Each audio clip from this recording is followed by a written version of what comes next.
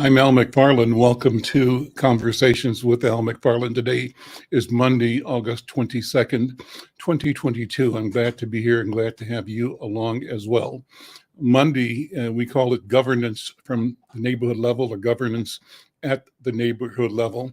And I think I introduced the show properly. If I didn't, I meant to say welcome to the conversation. We're rebranding, retooling, taking this experience and project to another level. So welcome to the conversation with Al McFarlane. And the intent is to be fresh and to invite you all to support, to connect, to be part of this experience. We proceed every day with the conversation with my colleague, Brenda Lyle-Gray. Brenda Lyle-Gray joins me from New Mexico. Brenda, how you doing, my friend? Now you're muted. Got it. There we go. How you doing? I'm fine. Hope you had a good weekend. I had an excellent weekend. Everything was kind of uneventful, and that's always good. Spontaneous. With family, so it was really good. You Good. know, we got our friends and colleagues from the Hawthorne Neighborhood Council, D. Phillipps and Diana Hawkins here, and they have been partnering with us with this idea of governance at the neighborhood level, helping us connect with thought leaders, energizers, people with principle and purpose, and facilitating wonderful engagement, wonderful conversation. We hope that there are those who are listening in other neighborhoods in Twin Cities, particularly the Jordan, the Camden, the Corcoran, and Powderhorn, and other communities where our people are, that they will be part of this process of talking about what it means to build community, what it means to elevate and celebrate neighborhood interaction. Diana, good to see you. Dee, good to see you. How you both doing? Come on camera here. Diana, how you doing, my friend? Hey, Dee. Hi. I'm fine, Al. Hi, Brenda. How you doing today? Hi, Dee. Hi. What's up on Diana? Anything new over the weekend? How was your weekend? Well, actually, let me tell you, I don't know who all attended the Healthy Life on Broadway, but that was very successful. And there was an event over at North Commons that was successful. And from what I'm understanding, it was very quiet. So it was good to hear that. Mm-hmm. I sent a photographer up, so we'll be using our paper to help promote the success of that event. And glad to be able to do that. We had a great conversation on a couple of occasions last week with Tito Wilson, who organized that event. Dee, what's up with you? What's new with you? Oh, not much. How was the weekend? Just fine. Nice and quiet. Good. That's the way you want it. That's a good thing. That's the way you want it. Well, I do want to throw that plug in there, Al. Sure. We're still collecting backpacks till the end of this week. And then September the 10th, we're going to be giving these backpacks away. The kids could get vaccinated for school. Adults could get vaccinated. They could get lead testing. They can get their blood pressure test taken. So, September the 10th is the day from 10 to 2 at Hawthorne. Come on over. At the office, yeah. There we go. Well, I want to thank you, Diana, for reaching out to our friend Larry McKenzie. Larry McKenzie recently retired as a coach and educator at the Minneapolis Public Schools, but he's much more than that. Let's have you and me talk about him first before we bring him in. What's Larry mean to you, Diana? Whoa, Larry and I go way back, Al, kind of like you and I do, and I met Larry in a strange way. I met him through one of the kids' cousins, and then it was interesting because he worked with my son and then he worked with my grandson. So Larry and I have a history, and I can honestly tell you that I am very pleased to know someone that's that educated, that's an author, that's a teacher, that's a trainer. You know what I mean? He's a father. And to have someone of color out here in the community giving back to our youth like this, and even though he's retired, he's still giving back, through his speeches, through his motivation. So to know someone like that, I'm telling you, it's very pleasing. Well, I have the same feeling as you, Diana. Larry and I go back. I can't remember when we first met, but it must have been in the 70s or early 80s.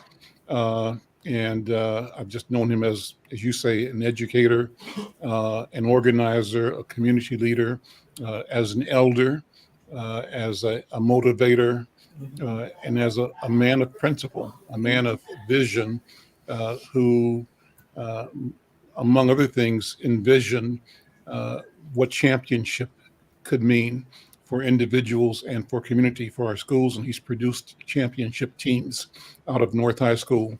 And we'll talk about that. Let's bring Larry McKenzie in. Larry, my friend, how you doing, man?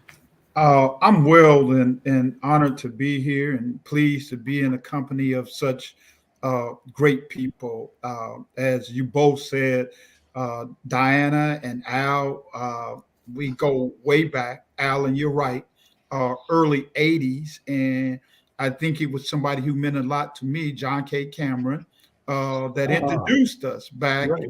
Okay. Actually, Al, you know what? You're probably right. Probably going back into the 70s, because I think I was an undergrad when John K. Cameron might have put me in the car and thought I should meet, some people that was important to the community. And so, yes, it's been, woo, I'm getting up there. It's been a minute. It's been a minute. Same with Diana. Yeah. I mean, our paths have crossed over the years in terms of, and she talk about me, but I also like to, I think it's important to give people their flowers while they're here. And so, her work, her commitment to this community for such a long time.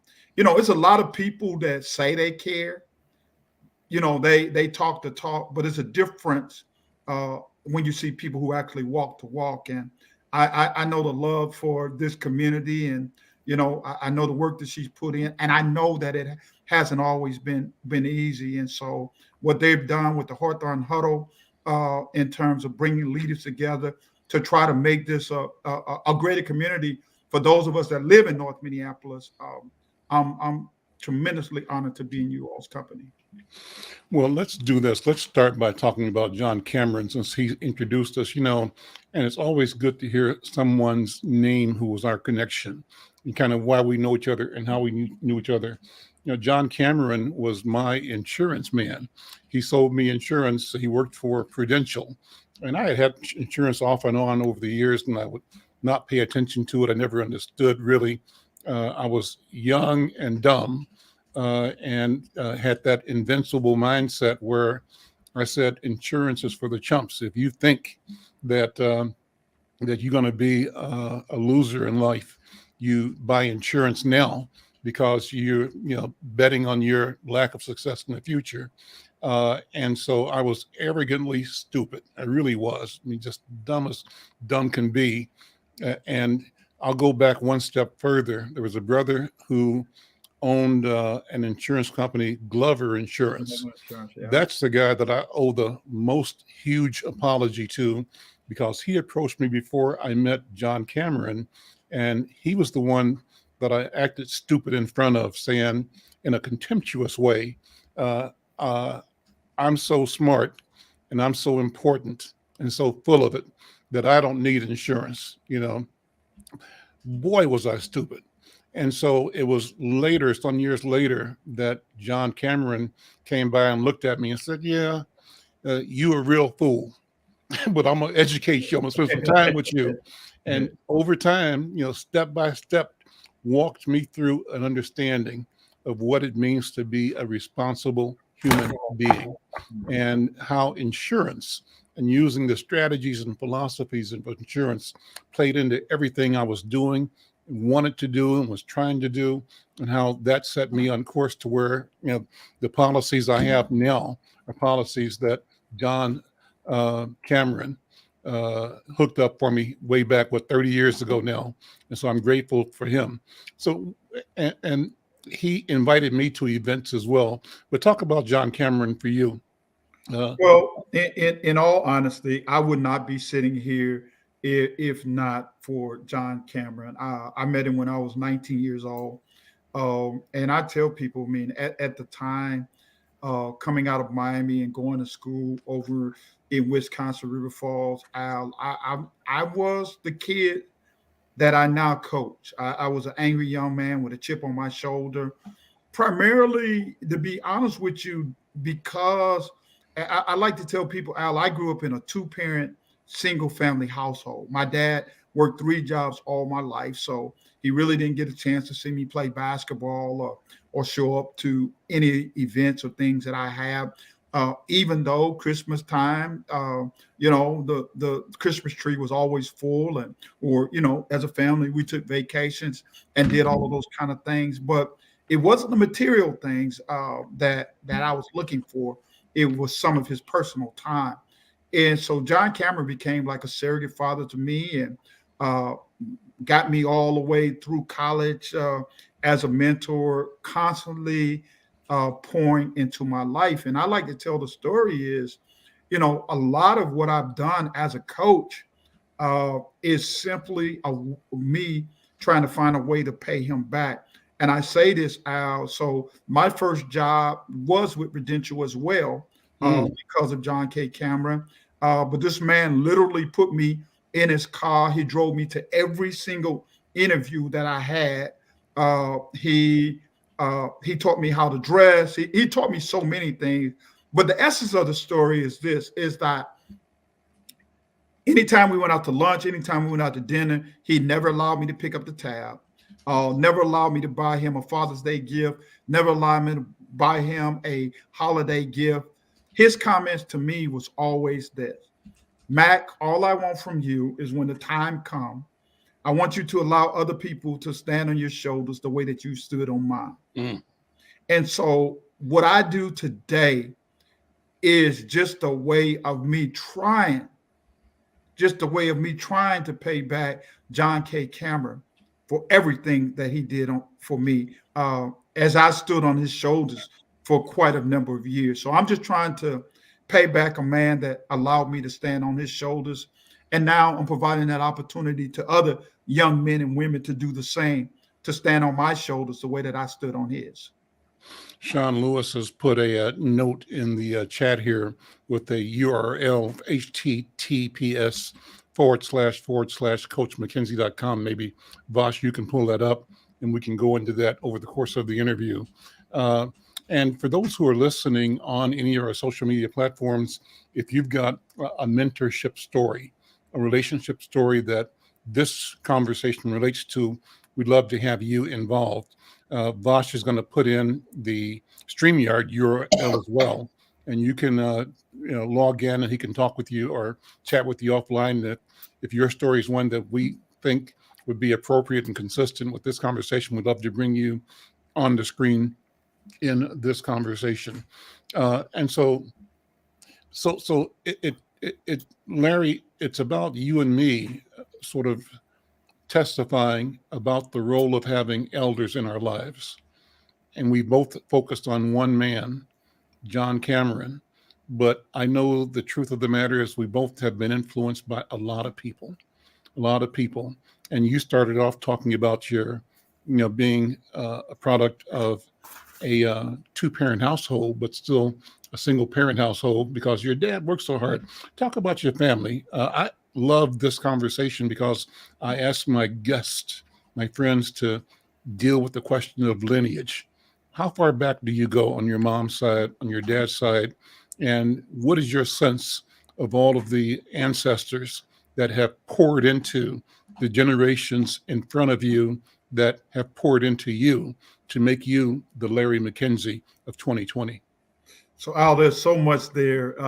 So just a little bit about me. I mean, right now I'm in the process of really trying to. I just did the ancestry thing, DNA through African ancestry to figure out the tribe. But what I do know on my Did you get results yet?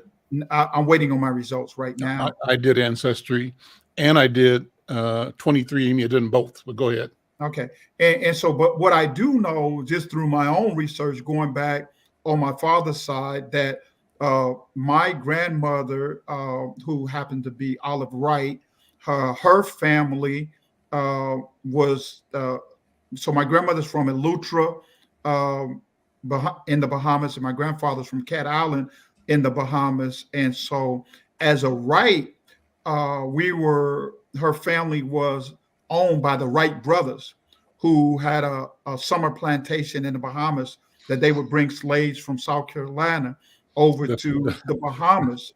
The flying rights. Yeah, the flying right. Flying rights. Okay. Airplane.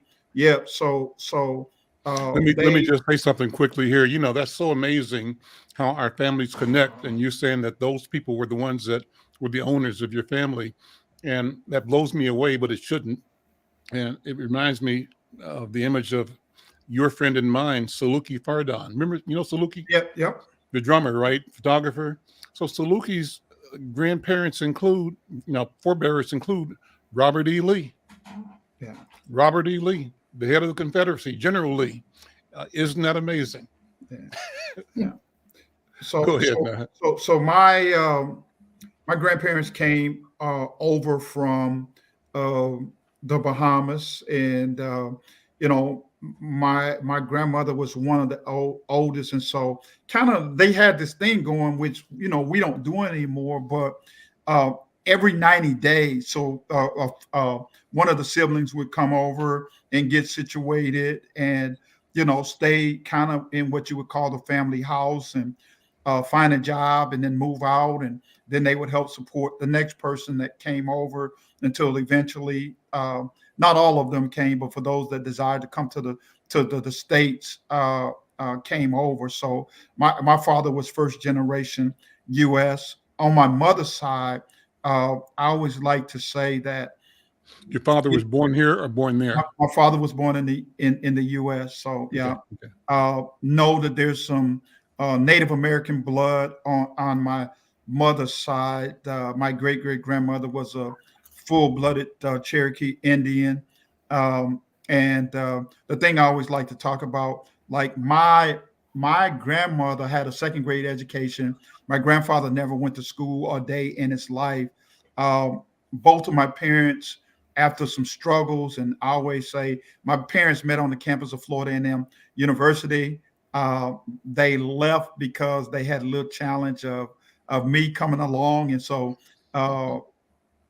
after I was born, they both went back to school, got their degrees, and my father taught special ed for 34 years. My mom was an elementary school teacher for 32 years. I'm proud to say that I'm the oldest of 4 kids, 2 boys, 2 girls. I happen to be a basketball coach. My younger brother happened to be a long-term football coach. My sister, older sister's a nurse, and my baby sister happened to be an educator as well, going on 30 years with Dade County Public Schools. And so, and I say that to say, because I was to talk to my mom, how my just most recently found out that my grandmother and grandfather valued education so much that they actually sent my mom to a private school in 1955 in Beaufort, South Carolina. And so, I mean, that's carried on through our family. And education becomes so important in terms of what we do and how we do it. All myself and all of my siblings have college degrees, and now all of the grandkids, with the exception of one that's 14, also have a bachelor's or a master's degree as well. So education has been a big part of advancing the freedom of my family. When you think about what motivated you to do Ancestry? What were your thoughts, your expectations? What are you looking to find in Ancestry? For me, I mean, I really want to find out. I've been blessed to go to Africa a couple of times, and I want to really put a pin in the dot in terms of where, whether it's Ghana or Botswana or whatever it is, Zambia, Zimbabwe, which part of the African continent that my family came from. And I think it for me, it's always important, Al. I just think, it's important to know your roots, right? Because that is the essence of the tree. And so for me, I want to share that. I want to share that with my siblings. I want to share that with my kids. I want to share that with my grandkids. I think it's important for them to know where we started from. Where have you been in Africa?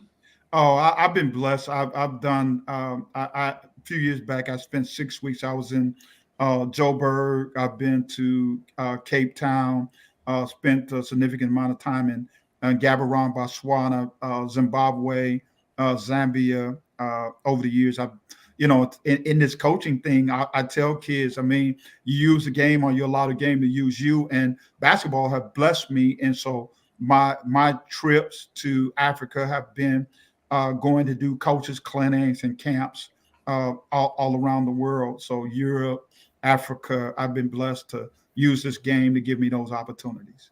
Tell me about your Africa stories. What impressions did you come away with? So the first thing, I really feel very strongly about this. I think any African American need to venture to Africa. And I could just tell you, when I stepped off that Delta, the plane in Johannesburg, I literally cried.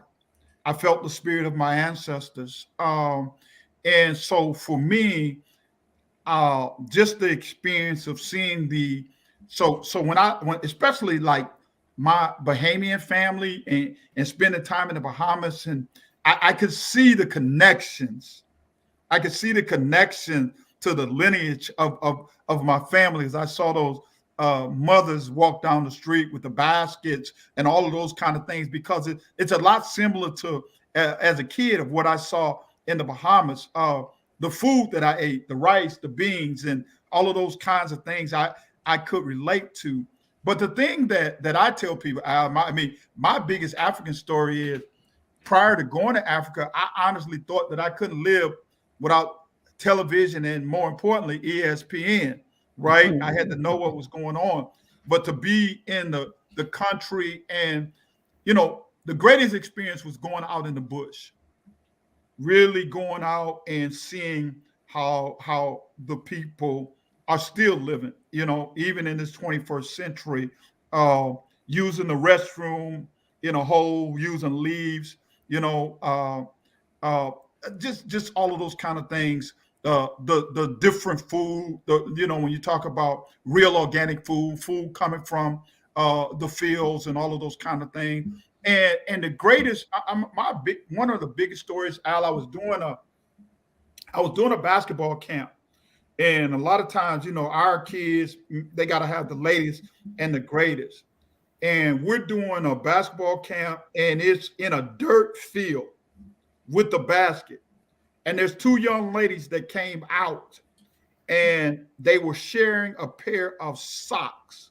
Many of the kids didn't have any shoes, but that didn't keep them from coming to the camp and being engaged.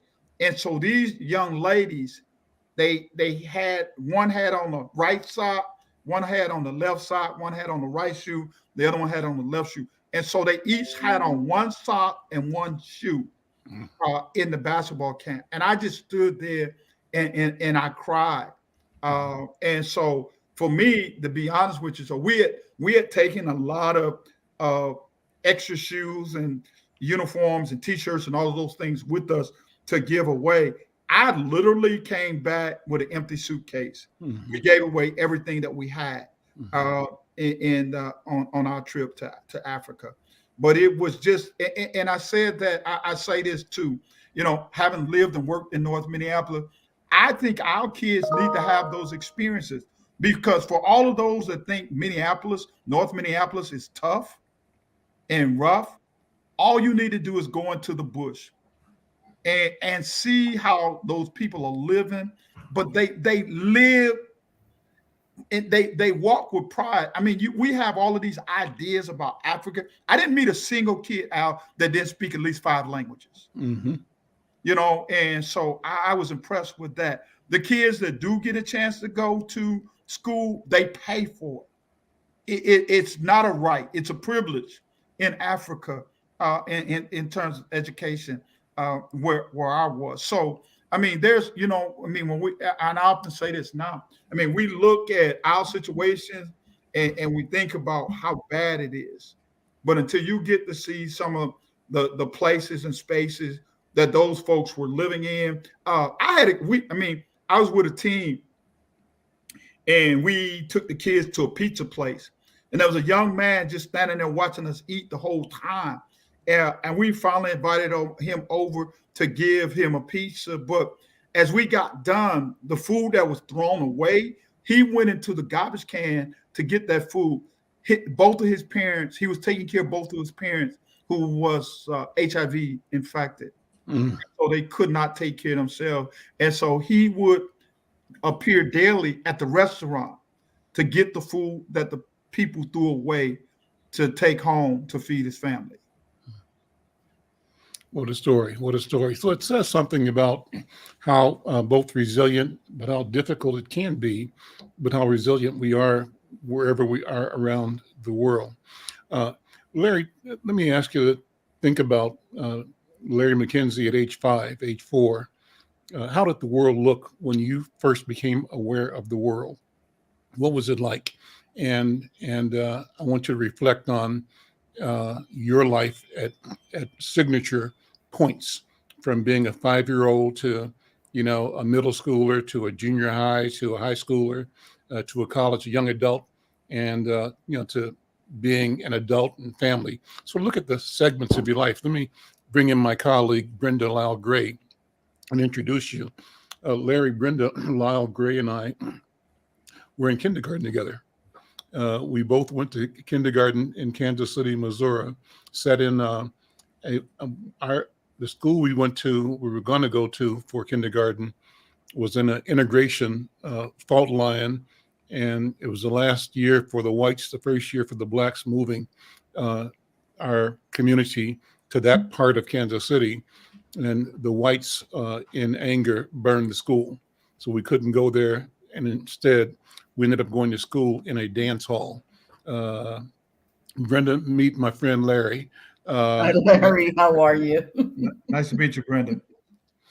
And so, Larry, talk about you know, the world that you saw as a 4-year-old, as a 5-year-old, when you first decided that you were alive and doing things and remembering. What were your first memories of the world?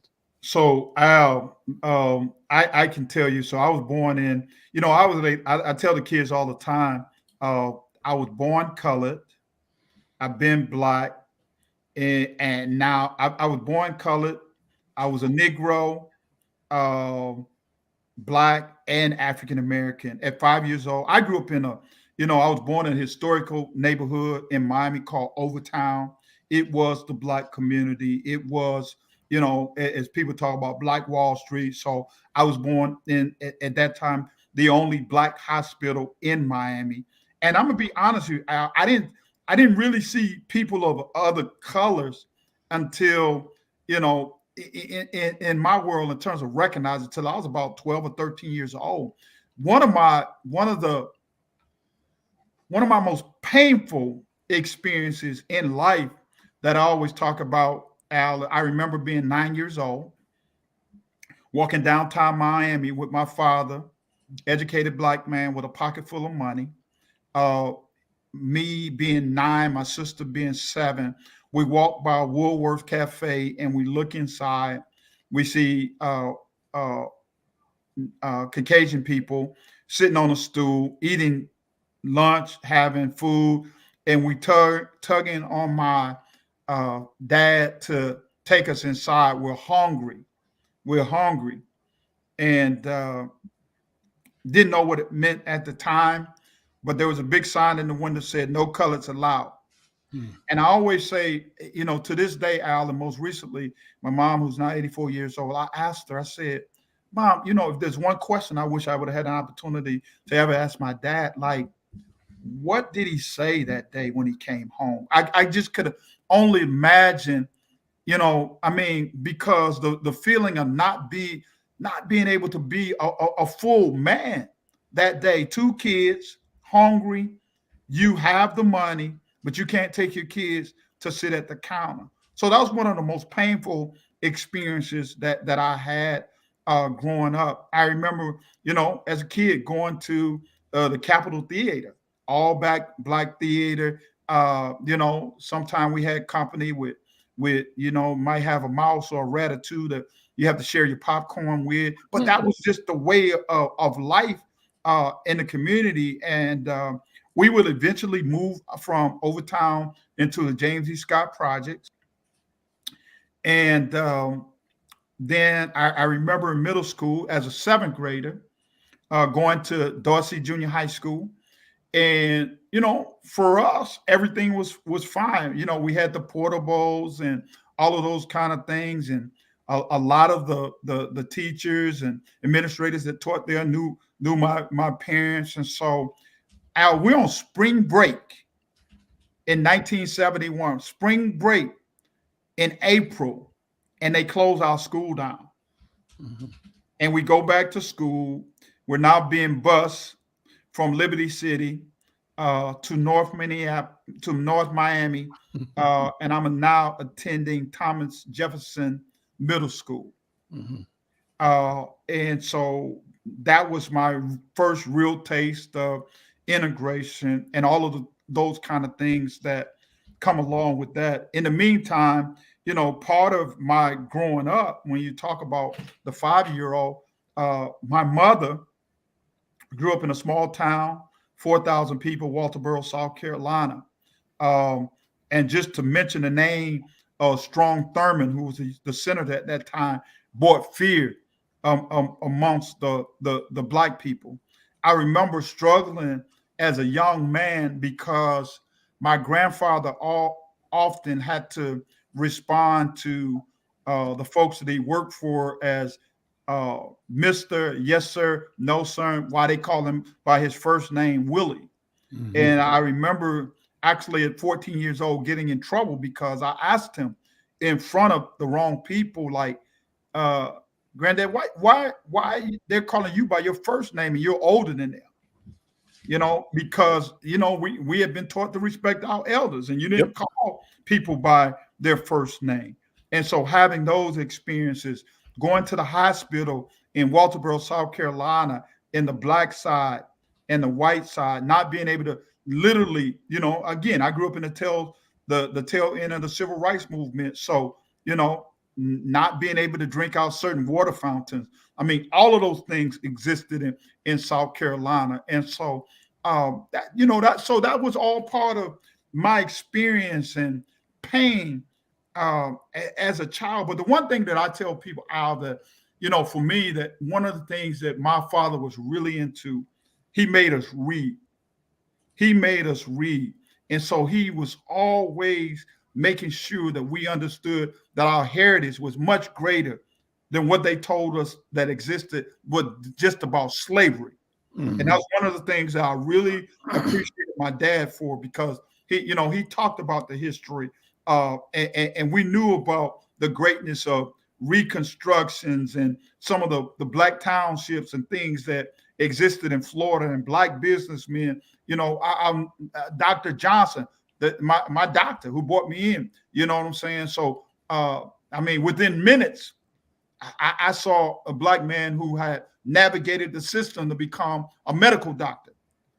My doctor was Black, you know what I'm saying? And so seeing all of those kind of things, I think the people, I always say you can't be what you can't see. Then I think Diana's heard me say that around her kids as well. And so that's why it's been important for me to give our kids exposure, to education and the opportunities that it can present in terms of visiting college campuses and learning your history and talking about the George Washington Carvers and the Mary McLeod Bethune, and having something else to be proud of.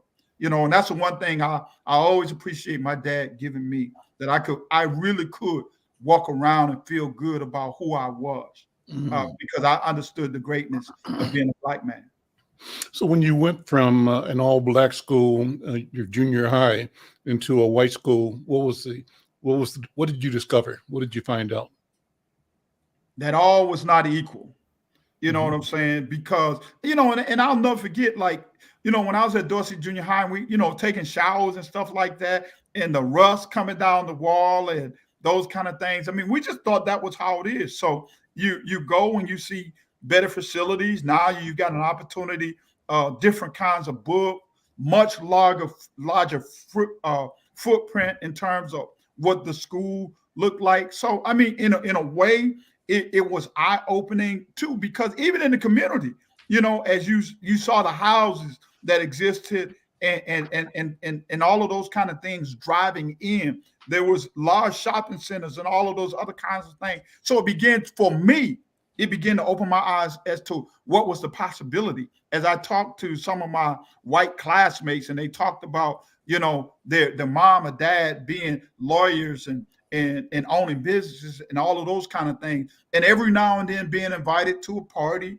to actually be able to see how the other side lived. I saw it, again, as a part of my education as what could be. It helped me learn to dream bigger things. When Brenda and I went to school at D.A. Holmes and then Central Junior High School in Kansas City, we were in a neighborhood that was at the advancing edge of integration. We lived on a 28th to 30th Street, I think. I grew up on 28th in Brooklyn, and I know I heard the elders talk about how 27th Street was a major dividing line. So we had lived in a house that was one block into the white people's neighborhood. And in my early years, I believe the next big line was 31st Street. And after that was 39th Street. And after that, by the time I got to high school, it was out where my family lived, out on 45th and 47th Street, a neighborhood called Vineyard Gardens. But my parents decided to send me to a white high school after I finished my junior high.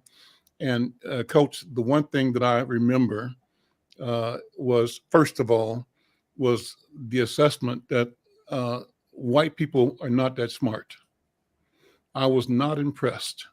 And so when I got into my English class, they had vocabulary words that the teacher was trying to introduce these young freshmen to. All the words they had were words that Mrs. Irish, I think her name was, at Central Junior High School had drilled us on. I knew every word backwards and forwards, upside down, inside out. Vocabulary. And so they started saying, "Teacher, what's this word mean?" White kids didn't know. I knew it. What's this word mean? They didn't know. I knew it. Everything she threw out, none of them knew it. I knew it all. And so the lesson was, number one, somebody was lying to us when they tried to posture as though they had some corner on knowledge about the world. They are not that smart. So it taught me to not be impressed. I'm not impressed. You are a human being like every other human being. You put your pants on the same way I put mine on. You're going to die the same way I'm going to die in time. So I don't have time to be afraid of you, scared of you, ordering my life around your priority and your story. My mission must be to build my own story and to create the world in a way that reflects that I am made in the image of the Creator. What was your thought about interacting with white people the first time? I think much like you. I mean, so, I was blessed. I mean, I was growing up in a household with two educators. And so, I mean, there was no excuses. And so the same thing, I mean, I'm with you. Like, my greatest discovery at Thomas Jefferson was that these kids, and for me, your Miss Ivy I had a teacher by Miss Williams, and I was just sharing this the other day. Like, I had at Dorsey Junior High, I had teachers who would stay, and I'll never forget Miss Williams. I was struggling in math. And so the bell rang, and I'm getting ready to run out because I need to get to basketball practice, right? And she stands at the door and say, "Oh, not today. You're not going to leave here until you know this." And I don't care if it takes all night, but that was the kind of educators that we had back then. So when I go to Thomas Jefferson, I'm with you. I mean, I could walk around and feel real good because to your point, Al, my discovery was the same, that these people were not smarter than me at all. And so, I could sit in the classroom and hold my own. But like you, I went to a predominantly white high school to play basketball, a school much probably like Edina. And the one thing that I noticed in my school, every day around 3:30, everybody would disappear but the black kids. And what I learned is at that time, a number of my classmates would be going to the synagogue after school so that they would be taught, and they had this thing, let us never forget the Holocaust. And so they were being taught their Jewish history, you know what I'm saying? And it wasn't an option for them. You know what I'm saying? And so that was one of the things to me, that as a people, we've been missing, in terms of community. But they made sure, so they would disappear for an hour and they'd come back and we'd have practice and they'd go on with their normal day. But everything shut down at 3:30 to close to 5 o'clock. And those kids scattered, the synagogue was, block or two from the school, but they all had to go and participate. That's awesome. Brenda, what are your thoughts, reflecting on our growing up in Kansas City, but the question of, and you're an educator as well, when the three of us talk about our education experiences, what are your thoughts, Brenda? That 70 years later, we could think about the teachers that influenced us and a principal that would holler down the hall, do you have a book in your satchel? We didn't have book bags. We had satchels. I remember my red plaid satchel. And there had better been some type of reading material there.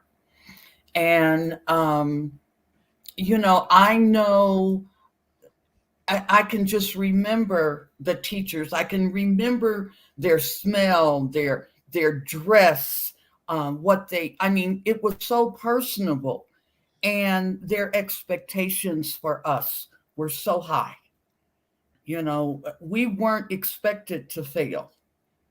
Larry, we did have freedom schools, on Saturdays sometimes. I don't remember, Al, if it was a consistent thing, but I remember being up on Prospect and there was a teacher who taught, and that was the only time I didn't mind getting up at 8 o'clock on the Saturday, because we knew that we were going to learn something new in this little hole in the wall. But it was about 10 or 15 of us and we loved it. But it's the fact that education was just in us, we had to. It was a necessity and we didn't mind it. We didn't like walking when in the winters and that type of thing, but we didn't mind it. And in our neighborhood, which was called Santa Fe Place, we had people of all different education levels. My parents had 8th grade educations, but my father ended up inventing so much stuff for the post office, he should have been a millionaire, but he so happened to be in his brown skin. But, the memories are great. And the childhood memories and the camaraderie that we still have with some of our classmates. It's beautiful. And it was really good for me because I was an only child. So my friends meant a lot. Al, I just want to throw this out there because you guys talk about the teachers that you had that were role models. Think about this. From middle school to high school, my father went to school with each and every one of his kids. So that was a struggle for us. Wow. He was in every school. So when we went to middle school, he transferred back. He left the high school. So he did that for each one of his 7 kids. So could you just imagine your father going to school? He was a fireman back then, which is a person that took care of the boiler. And he wanted to make sure, like you guys said, we got educated because we came from a mixed family. So that was a strike right there back in the early 70s against that. So he actually enrolled as a student? He worked at the schools. He worked at the schools. Yep. At jobs, okay. Yep. He worked at the schools. And then when we would get out of middle school and transfer to high school, he would go to high school. The next child, he'd go back. So he did that with each one of his kids because he wanted to make sure his kids were educated. Amazing. I think that's great. What a story. But I think that's beautiful. And that's the reason you're the way you are with your children and your grandchildren. I lay bets you take no prisoners when it comes to schooling. Go ahead, Larry. No, I was going to say, Al, I mean, in night, you know, when I reflect now being an educator and being involved in the system, you know, when we were in school, there was no such thing as an achievement gap. And part of what Brenda said, because it wasn't allowed. I mean, she made me, when she was talking about your principal, it made me think about Mr. Clapp, who literally stood at the front door and checked to make sure that every black boy that came in that building, that you had a belt on. And he kept Sounds like George Berry. You know what I'm saying? Mr. Clapp kept a box of belts in his office. So you were, you know, when kids walking around now, you couldn't walk around Dorsey Junior High without a belt on. Your pants were going to be up, you know, those kind of things. But it just, you know, the value. I think about, you know, I mean, like I listen to friends here in Minnesota talk about like they never had a black male teacher, you know, and for me, you know, in addition to coming home to a black male educated every day, Mr. Wilson, Mr. Taylor, you know, all those teachers that was in my life that just was, and I don't like talking about role models, that I say was real models, you know, for me, that could have, you know, that I could go to as a young man, and things that I may not even have been comfortable talking about with my dad. They were there for me. You know what I'm saying? And again, like I said, I'll never, we had, I mean, I tell the Miss Williams story, and she had to be out, she was in her 60s at the time. She was an elder lady, but that was the culture of the school. Going back to what Brenda said, you know, one of my mantras is refuse to lose. And I grew up in that environment where the people that was around me, those educators, they refused for us to lose. Mm. Yeah. You know what I'm saying? About Even if it meant, you know what I'm saying? And then you left that going into a neighborhood. And I can never forget Miss Johnson, you know, in the corner house on the project, knew everybody. And I don't know how many eyes and ears Miss Johnson had, but everything you did, she could tell your mama. You know what I'm saying? And those are some of the things that I mean, advancement is great, but I think sometimes the core of who we are as a people have been stripped away, and I call it the Amway. We're being, you know, so much time being Americanized that we've lost some of the very things that have allowed us to be great. Given that, Larry, talk about your experience as a coach and teacher, because you've produced champions. Walk us through your accomplishments. Well, I mean, this is probably the hard part. I mean, for me, I just finished I've been coaching. I started coaching in 1981, and I tell people, so I have to share this a little bit. For me, growing up in a household with 2 teachers, the last thing in the world that I ever thought that I wanted to do was work with kids. I mean, like crazy. But my mentor and friend who we just buried on Saturday, Clyde Turner, talked me into becoming a big brother. And at the time, one of the things that my little brother and I discovered that we had in common was a game for the love of basketball.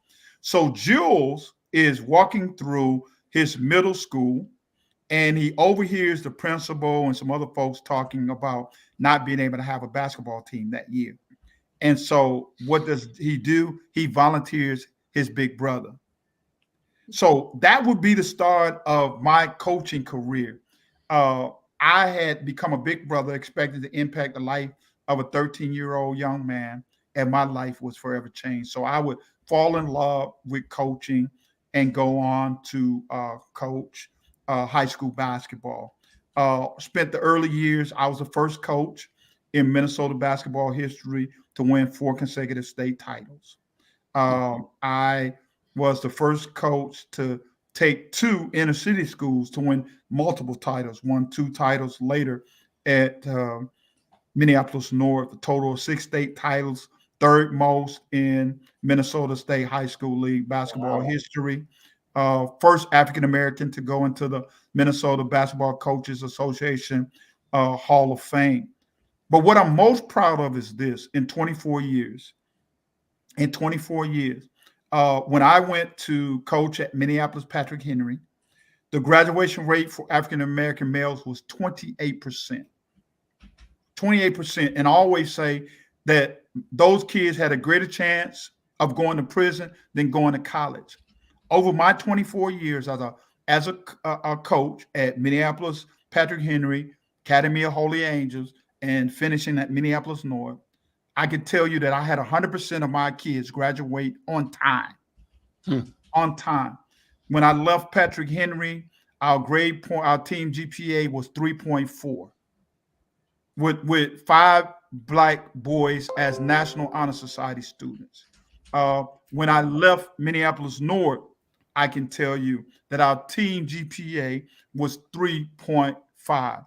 This year we had all 12 of the kids that was on our varsity team was AB honor roll. 97% of the kids in the program were AB honor roll students. To me, my greatest claim to fame is that I've had 100% of my kids graduate on time and 100% go to either a 2-year or 4-year school. 33% of those kids currently have college degrees, and they're contributing in different ways back into this community. Congratulations. That's impeccable. That's amazing, impressive, and thank you. And so what is it about the rest of the system that fosters failure, that prevents our children and our families from aspiring at the level that you've been able to demonstrate is doable? What is it, Coach McKenzie? So first and foremost, Al, they don't see our kids as being college graduates. And when you walk into the classroom, and I tell, and being in education and spend a lot of times in different classrooms, there's a difference between teaching a kid to prepare them to go to Harvard, Yale, MIT, and teaching a kid to go to work at McDonald's or Wendy's. The bar is low. And I'm a firm believer that a lot of what I've accomplished is because kids will meet you at the bar. And so if you lower the bar, they'll meet you at that bar. If you raise the bar, they'll meet you at that bar. And so first and foremost, when you don't see our kids going to college, you teach them that way. You teach them that way. And then for me, the other thing that I've discovered, a lot of people like to talk about they say, Black boys or Black people, they use this thing of having a fear of failure. I think the greatest challenge for a lot of our young men, and probably young women too, is a fear of success, scared of being how good you really can be. And so it's much easier to fall into the trap of, so what happens, Al? I mean, because the MCAs will come out in a couple of weeks and you'll get the story like most of the media around town, and they'll tell us that our kids are going to failing schools, that they can't read, they can't write. And if you tell me that for 12 straight years, what do you think most of the time? I'm going to start to believe it. Mm-hmm. And that's the outcomes that you're going to get. And so we don't talk about, one of the things that I've never allowed people, I don't talk about the achievement gap. I talk about the opportunity gap, the lack of opportunities that you give for our kids. And so for me, one of the things as I worked there, I've always wanted to make sure, Alan, you know how I hustle to make sure that our kids have the same things in North Minneapolis that other kids have at the suburban school. We're going to look the same way. And I tell our kids, for me, my favorite movie, Remember the Titans, and I tell our kids all the time, we're going to look like champions, we're going to walk like champions, we're going to talk like champions. And even if we don't get there, we're going to get close enough to be the best that we can be. But you got to, and so sometimes I said that about the fear of success. So that means that sometimes we as adults in the community, we got to believe in them before they learn to believe in themselves. And a big thing for me is what I've learned is I tell all too often, we got to help our kids set goals. And every time and I like what I say mini goals, we celebrate their success. So many of our kids are coming up in environment. It goes back to what I'm saying, you can't be what you don't see. So we have to expose them. But to me, our biggest challenge in this education system is the bar is so low. They don't believe that our kids are college materials. And then they use those test results, in my opinion, to say to the state, to say to the world, see, I told you so. They can't read. They can't do math. They can't do science. Right?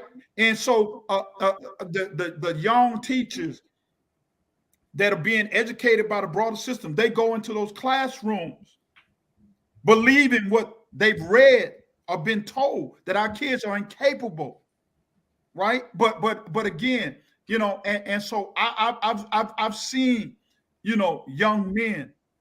I've seen, the thing about like people talk about, black boys not one of the biggest, happiest moments in my life is when grades come out, is seeing my players post their report card on social media about how proud they are of their academic achievement.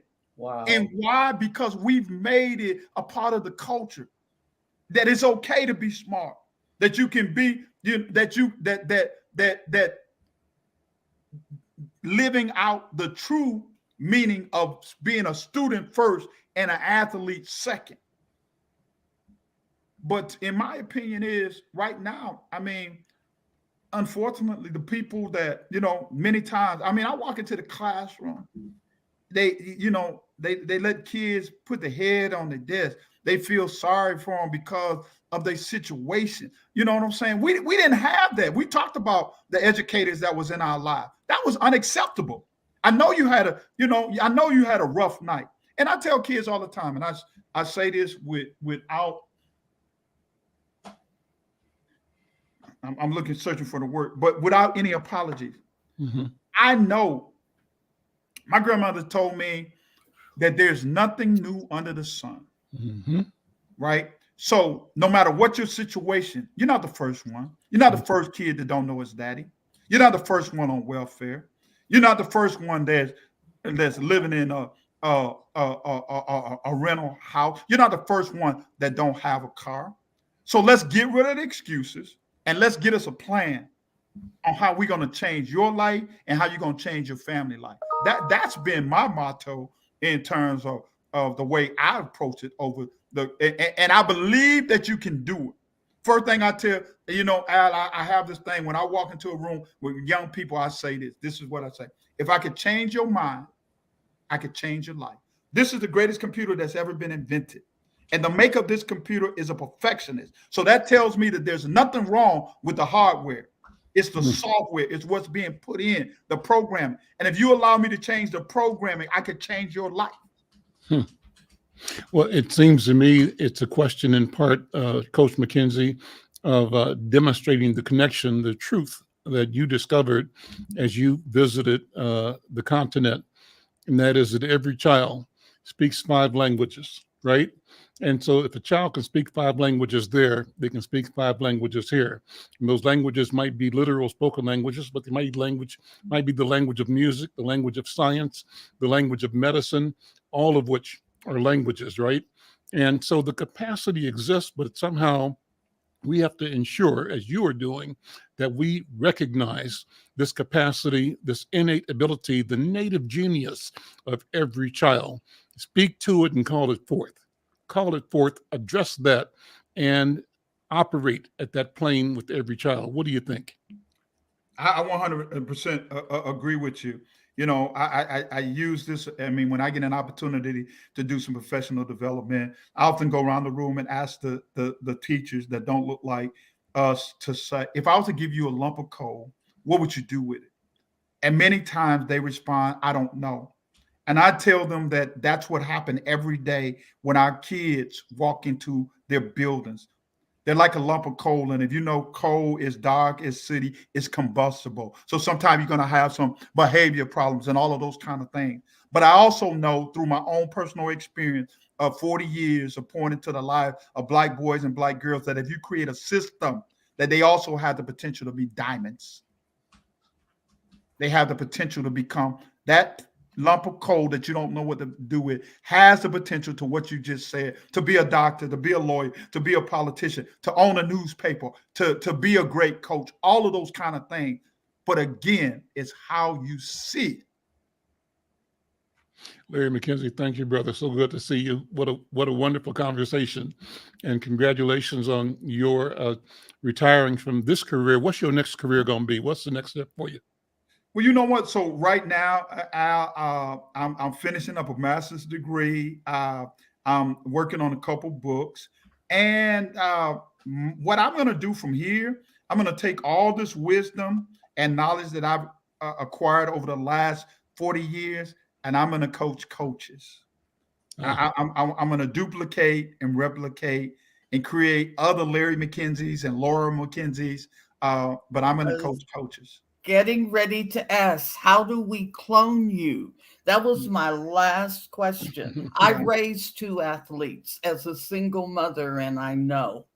I just sent the coach, Al Hobson, who was her sprint coach. She was 5th in the nation in the 200. And I told him, thank you. It was his 80th birthday, and I just wanted to acknowledge the fact of everything he did for my oldest daughter. And then the other one had a tennis coach that was the same. So I know, but we need to clone you. And I think the best thing to hear is that you're going to teach other coaches to have that passion and have that heart, because these kids can do. They are capable. We thought we were tough. Right. Couldn't anyone tell us in 1957 that we weren't tough? We didn't even think about it. It wasn't a second thought, because we had ministers, we had counselors who prepared us starting very early. I mean, we had it all. So congratulations. I just know what men like you mean to young people who are raised with, because eventually they had relationships with their fathers, but it was the coaches and my father that were there. So well, thank you. Kudos to you, and the best of luck with whatever you choose. But I hope it really, really sticks with the other coaches, because they need to hear your messages. I'm just mesmerized just sitting up here hearing you. So. Diana, final comments or thoughts, impressions? We're just kind of speechless. It was so beautiful. like Brenda, I'm wondering, how do we clone someone like Larry? Because every kid that's born has got so much potential, and we cannot waste it. Ever. Brenda, what are your thoughts?